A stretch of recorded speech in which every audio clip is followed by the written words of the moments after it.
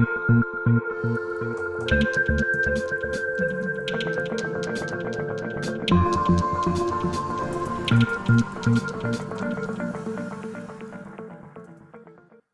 tal? Les habla Jorge Gestoso. Bienvenidos.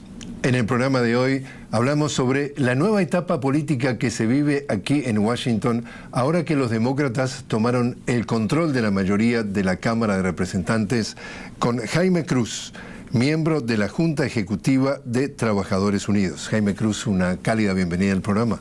Muchas gracias. Jaime, el portal BuzzFeed recientemente acaba de dejar saber de que supuestamente el ex abogado personal de Donald Trump, estamos hablando de Michael Cohen, mintió al Congreso por orden de Trump para ocultar el proyecto de la construcción de una torre Trump en Moscú. Y eso podría ser, entre comillas, revolucionario en cuanto a los efectos que podría tener para el futuro de Trump. ¿Tu reacción?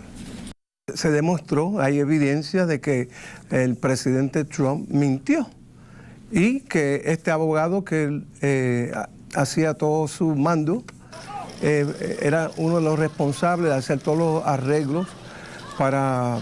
Toda la cosa sucia, decía. Todas las cosas sucias que Trump deseaba lograr, y así mismo fue.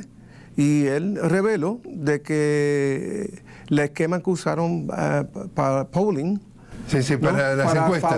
Para las encuestas, gracias. Para favorecerlo a él como en la campaña presidencial en 2016. También dice que pagó $50,000 a empresas para que falsearan los resultados de las encuestas dentro de las muchas cosas que él dice que colaboró, como por ejemplo pagar dinero a por lo menos una mujer que es una actriz porno que definitivamente comprar el silencio antes de las elecciones. ¿Podría tener algún efecto, piensas tú, de aquí al 2020 en que entramos ya en la campaña presidencial? Claro que sí. Yo creo que debemos comenzar con el shutdown o el cierre del gobierno federal, que afecta a más de 800,000 trabajadores. Además de esos trabajadores afectan 4 millones de contractors. Sí, contratistas. Contratistas. La familia y los contratistas, si sumamos a los 800,000, sus familiares y los contratistas, llegamos como a 4 millones o más. Es correcto, eso es así. Y entonces, para dar un ejemplo, mi sobrina tiene 2 niños de 9 años que van a la escuela pública en Frederick Public School. En las afueras de aquí de Washington. En las afueras de aquí de Washington, donde normalmente reciben almuerzo. Pero como parte del cierre, el impacto y el efecto ha sido que ella recibió un correo electrónico indicándole que los niños no van a tener ese almuerzo disponible. Ahora ella tiene que pagar por ese almuerzo que normalmente se daba gratis. Otro ejemplo, digamos, hay personas con problemas de salud como diabéticos que no tienen dinero suficiente para comprar su insulina. Y estamos hablando de la vida de una persona y así, hay muchos casos así similares.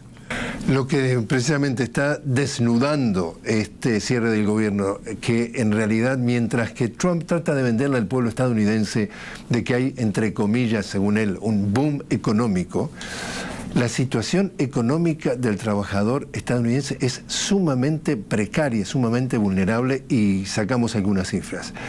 50% de los estadounidenses no trabajadores no tienen un solo dólar de ahorro. El 80% vive de cheque en cheque. El 25% ni siquiera llega a fin de mes con lo que gana.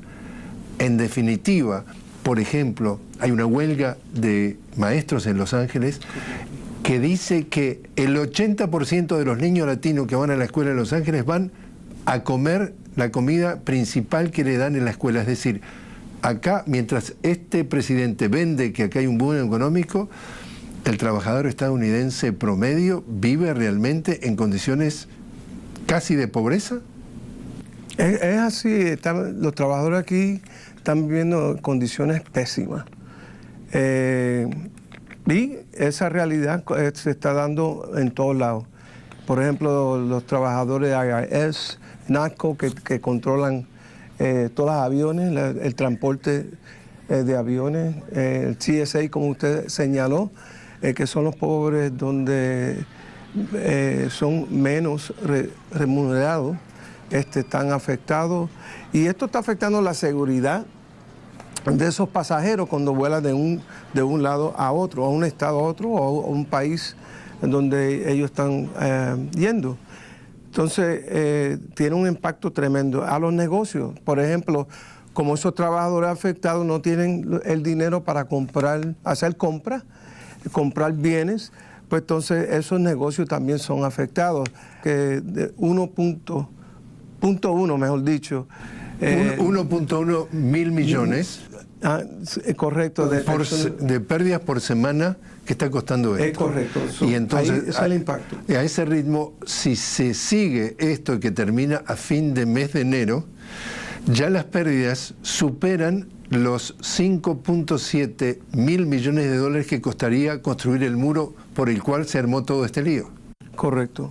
Es decir, la ironía es que el presidente Trump vendía que se necesitaba un muro para contener, entre comillas, la invasión o la amenaza a la seguridad nacional que representaríamos nuestros latinos centroamericanos que vienen buscando trabajo o asilo. Y ya ha provocado, porque fue el presidente Trump el que cerró el gobierno, ha provocado daños mayores a lo que hubiera costado lo que él dice que sería el costo del muro. O sea, ¿quién tiene la razón en esto entonces? Mayormente caen en los hombros de Donald Trump, porque él está utilizando el cierre del gobierno como una manera de chantajear o obligar a la Cámara de Representantes que le brinde el dinero que él quiere para la muralla, el wall. El muro. El muro. Ya se sabe y se conoce que la mayoría de drogas que entran al país entran normalmente y común por los puertos normales que todo el mundo pasa de donde viene, de México para acá. Y en camiones. Y en camiones. En grandes cantidades. No la trae un señor en una mochila al hombro. Es correcto, y no tiene nada que ver con migrantes de una caravana. Con migrantes pasando por la frontera, absolutamente nada. Yo creo que Trump desea duplicar lo mismo que se está haciendo en Israel, del Estado de Israel, en relación a los palestinos que lo están asesinando a los palestinos por exigir su derecho contra las condiciones de apartheid en Israel. Ya se han muerto varios niños en el cuidado of the Border Patrol. Correcto, sí. La patrulla fronteriza separó a los padres de los hijos en condiciones que los meten en jaulas, dicen también en hieleras, es decir, con temperaturas congelantes. Los niños empiezan a morir. Los padres no saben dónde están los niños dónde están los padres, y es de acuerdo a lo que denuncia, por ejemplo, la Asociación Estadounidense de Derechos Civiles, un abuso total de los derechos humanos de los niños y de los padres. Esta situación de los muros es algo nuevo, histórico. En el planeta Tierra nunca ha habido muros para prevenir personas migrando de una área a otra. Esto es algo relativamente nuevo, que comenzó con la construcción después de la Segunda Guerra Mundial en Alemania. Este país fue uno que habló en contra del muro eso en Alemania, que se debe derrotar. Se derrotó en el 89, cuando estaba en la presidencia George Bush, el padre. Ahora estamos promoviendo que se construye un muro donde la verdad las personas que tienen que llegar, los migrantes que quieren llegar acá, están llegando por razones de asilo mutuo, escapando la violencia que se está dando en países como Honduras, El Salvador y otros. ¿Y Estados Unidos tiene algo que ver con las condiciones que se viven en esos países de Centroamérica? Claro que sí. La política extranjera de los Estados Unidos lo que ha hecho, ha montado gobierno a través de desestabilización, como ha hecho en Chile, por ejemplo, como ha hecho en Honduras con remover a Zelaya, que fue elegido democráticamente por la gran mayoría del pueblo hondureños. Lo mismo ha pasado en relación a Venezuela, donde el presidente Maduro ha ganado por más del 67% de los votantes, que eran 10 millones de votantes. Han destituido, por ejemplo, en Brasil a Dilma Rousseff. Han encarcelado, fabricándole caso a Lula, que era el presidente antes que Dilma. A Jorge Glass en Ecuador, vicepresidente. También, hay muchos ejemplos de cómo los Estados Unidos, a través del Departamento del Estado, a través de agencias como USAID, provee dineros. Que en América Latina le dicen la USAID. La USAID, exactamente. Y esos son los ejemplos que han habido de la política extranjera respecto a América Latina. ¿Son las causas que crean estas consecuencias? Claro que sí. Por ejemplo, digamos a nivel económico, el programa NAFTA, famoso programa NAFTA. Básicamente NAFTA sirvió para enriquecer las compañías agrícolas de los Estados Unidos y causó el daño de muchos agricultores en América Latina, perder su vía de sostén, convertirse en trabajadores agrícolas, y eso es básicamente porque no podía competir por los subsidios. Precios. Exacto, por los subsidios que estaban recibiendo del Estado de Estados Unidos. Eso es así. Jaime, te invito a hacer una pequeña pausa. Estamos hablando con Jaime Cruz, él es miembro de la Junta Ejecutiva de Trabajadores Unidos, sobre la nueva realidad política que se vive aquí en Washington con los demócratas ahora en mayoría en la Cámara de Representantes. Ya volvemos.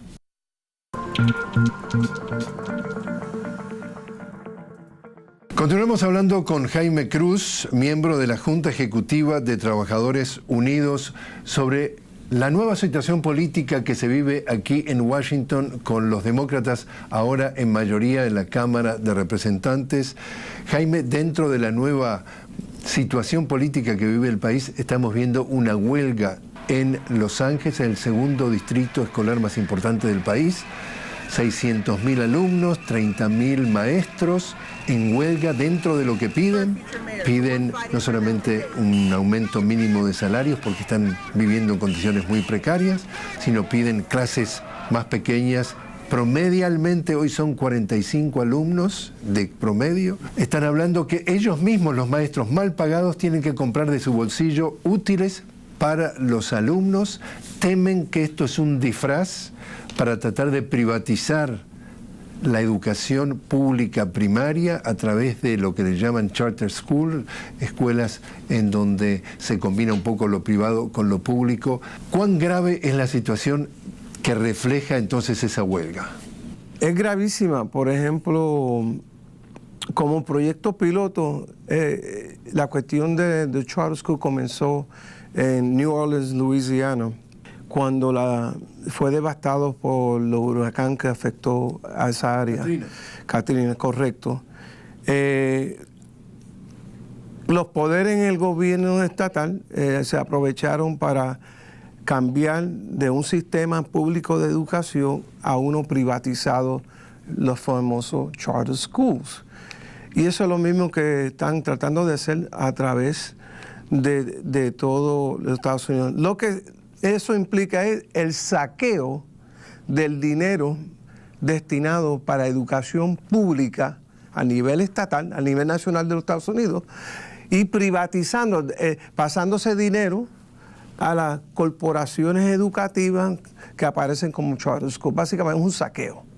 Vamos viendo que la educación superior, la educación universitaria, que es privada, es realmente muy, muy costosa para la mayoría de los estadounidenses. Tanto es así que por ser privada tienen que salir los jóvenes estudiantes a buscar préstamos bancarios, terminan promedialmente con deudas de $200.000 que le llevan 10 y 20 años de pagar, si consiguen empleo, porque muchos de ellos ahora no consiguen empleo y terminan viviendo con sus padres. Es decir, esto es un negocio de préstamo de dinero, y entonces quieren llevar este negocio del préstamo de dinero, de vender dinero, ahora hasta la educación primaria, la básica. Básicamente, esa es la realidad que estamos viviendo en el día de hoy. Es la primera generación donde cuando se gradúan de una carrera universitaria quedan embrollados, para decirlo en buen puertorriqueño, o quedan con una deuda de, como usted dijo, de 100,000 a 200,000, aún sin tener un trabajo o comenzar en un trabajo. Y esa educación que obtuvieron no garantiza la seguridad que van a recibir un trabajo. Y ese es el estado que estamos viviendo. Ahora están tratando de acaparar todo el dinero posible a través de esta manera. ¿Y entonces preocupante? Sumamente ocupante. Porque aquí históricamente la gran mayoría del pueblo norteamericano ha recibido una educación muy buena. Ha habido muchos líderes destacados en esta nación y se sabe ya que las escuelas charter school no son mejores que las escuelas públicas en relación a la producción escolar de los niños. No ha mejorado, por ejemplo, en los exámenes, la toma de exámenes, es peor aún que la escuela pública. Si entonces sumamos esta conversación y decíamos que los trabajadores afectados por el cierre del gobierno, queda al descubierto que en realidad tienen una vida económica, una situación económica muy vulnerable, viven de sueldo en sueldo, de cheque en cheque, no ahorran, algunos de ellos, 1 de cada 4 no llega ni a fin de mes con lo que gana. Ahora le sumamos los maestros que ni siquiera les quieren dar un 5% de aumento, que les proponen aumentar en 2 años el 5%, que tienen que comprar los útiles escolares para los niños, que son clases repletas de gente, que los alumnos, en el caso de los alumnos de Los Ángeles, van ahí, los alumnos latinos, para que le den de comer. ¿Cuál dirías tú que en general entonces es esa situación de inequidad, desigualdad entre esa parte de la vida de los Estados Unidos que Trump dice vive en un boom económico, y toda esta parte de la población que vemos que vive de día en día? ¿Cómo es esa diferencia? Yo creo que estamos viendo que lo que Trump dice es una cosa y la realidad de los trabajadores es otra. Esta inseguridad que estamos viviendo los trabajadores sigue empeorándose. Se sabe ya, o se ha anunciado, de que la gran mayoría de trabajadores no tienen ahorros en el banco. Como usted dijo, viven de cheque en cheque. A no tener un cheque para poder sobrevivir en caso de emergencia. En caso de emergencia, o en caso, vamos a hablar de los trabajadores federales. No fue su culpa de que el cierre del gobierno fue un acto por el presidente. Ellos han trabajado muy bien. Y se sabe que han trabajado bien y efectivamente y profesionalmente, porque ahora se está sintiendo la necesidad que hace falta, porque la gente no están atendida, no están recibiendo la atención médica que necesitan, no están recibiendo los almuerzos en las escuelas públicas y muchas otras cosas que le hacen falta, que no estaba ocurriendo antes de este cierre. Entonces, entre ese panorama, tú sos miembro de la Junta Ejecutiva de los Trabajadores Unidos. ¿Cuán preocupante está tu organización de cómo está viviendo el trabajador estadounidense hoy en día con 2 años de gobierno del presidente Trump? Bueno, está empeorando. Por ejemplo, nosotros operamos con trabajos jornaleros, que son los más explotados y los más pobres que hay como inmigrantes en este país. Con el problema de robo de salarios, por ejemplo, y lo estamos ayudando respecto a esto. Ahora, con una situación agravante como estamos viviendo ahora, se está empeorando la situación para la gran mayoría de los trabajadores en este país, donde no tienen acceso a lo mínimo, a lo básico que se requiere para sobrevivir diario, de día a día. Vemos también que el movimiento sindical ha sido desmantelado en los últimos 30 años. Desde que llegó el presidente Ronald Reagan al poder, en ese momento 1 de cada 3 trabajadores estaban afiliados a un sindicato. Hoy es 1 de cada 3, apenas el 11%, en vez del 33%, y encima de ese 11%, el 8% son trabajadores públicos. Es decir, los trabajadores privados que están afiliados a un sindicato se ha reducido al solo el 3%. Este desmantelamiento del movimiento sindical que defiende a los trabajadores, ¿es síntoma de qué problema, de qué enfermedad? Es síntoma del sistema económico que estamos viviendo, el capitalismo. Sabemos que históricamente hubo el feudalismo, hubo un cambio, se desarrolló el capitalismo y ya este sistema económico no está dando abasto. Por ejemplo, hablando de Reagan, los trabajadores de PAPCO estaban resistiendo. ¿Qué es eso de PAPCO? PAPCO era la unión, el sindicato que representaba a the air controllers. A los controladores aéreos. Correcto, en esa época. Y ellos querían o deseaban un aumento, y lo que hizo Reagan es que si no regresan al trabajo, pierden su trabajo. Y de ahí entonces, adelante, como usted bien dijo, se ha ido rompiendo todos los sindicatos y la representación que tenía con los sindicatos, donde está hoy a 11%. O sea que la clase de trabajo no tiene el respaldo de una asociación, una unión o un grupo donde puede negociar contratos que son favorables y razonables para la clase trabajadora. Por ejemplo, si comparamos nuestra existencia con países en Europa, en Francia, hemos visto la violencia que hubo contra el presidente Macron en Francia. Con los chalecos amarillos. Con los chalecos amarillos. Y porque allá están bien organizados, obligaron al presidente de no hacer los recortes y restarle los servicios que estaban recibiendo y aumentar esos servicios. Los trabajadores, en cambio, en los Estados Unidos no están tan organizados, no hay una tradición tan firme y fuerte como la hay en Europa.